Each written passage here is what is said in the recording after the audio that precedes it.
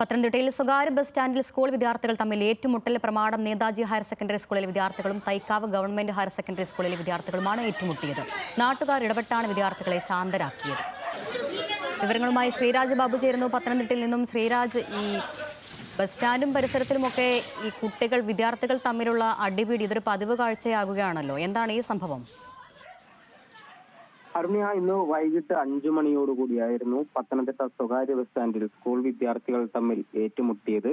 രണ്ട് സംഘമായി തിരിഞ്ഞ് രണ്ട് സ്കൂളുകളാണ്. പ്രമാടം നേതാജി ഹയർ സെക്കൻഡറി സ്കൂളും അതുപോലെ തന്നെ തൈക്കാവ് ഗവൺമെന്റ് ഹയർ സെക്കൻഡറി സ്കൂളും പത്തനംതിട്ട ജില്ലയിലെ തന്നെ രണ്ട് പ്രധാനപ്പെട്ട സ്കൂളുകളാണ്. ഈ സ്കൂളുകളിലെ വിദ്യാർത്ഥികൾ സംഘം ചേർന്ന് രണ്ട് സംഘങ്ങളായി തിരിഞ്ഞ് തമ്മിൽ തല്ലുകയായിരുന്നു. സ്കൂളിൽ വെച്ച് തുടങ്ങിയ പ്രശ്നങ്ങളാണ്. കഴിഞ്ഞ 2 ദിവസമായി ഈ വിദ്യാർത്ഥികൾ തമ്മിൽ പ്രശ്നങ്ങൾ ഉണ്ടായിരുന്നു. അതിനെ തുടർന്നുള്ള വ്യക്തിപരമായ പ്രശ്നങ്ങളുടെ മേലുണ്ടായ ഒരു സംഘർഷമാണ് നമ്മൾ ഈ കാണുന്നത് പോലെ ഒരു തെരുവ് യുദ്ധം എന്ന കണക്കെ വിദ്യാർത്ഥികൾ തമ്മിൽ ഏറ്റുമുട്ടിയത്. തുടർന്ന് ബസ് ജീവനക്കാരും അതുപോലെ തന്നെ മറ്റ് കട ഉടമകളും നാട്ടുകാരും എല്ലാവരും ചേർന്നാണ് ഇവരെ എല്ലാവരെയും ശാന്തരാക്കിയത്. വിദ്യാർത്ഥികൾ പല ഘട്ടങ്ങളിലും ഈ നാട്ടുകാരെ പിടിച്ചു മാറ്റാൻ എത്തുന്ന നാട്ടുകാരെ ഉൾപ്പെടെ ആക്രമിക്കുന്ന ഒരു സ്ഥിതി ഉണ്ടായിരുന്നു.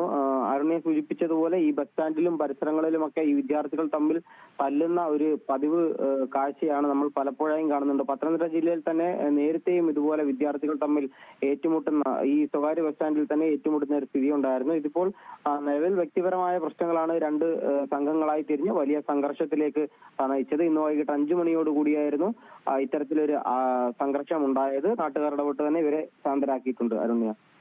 ശരി, ശ്രീരാജ് ബാബുവാണ് വിവരങ്ങൾ നൽകിയത്.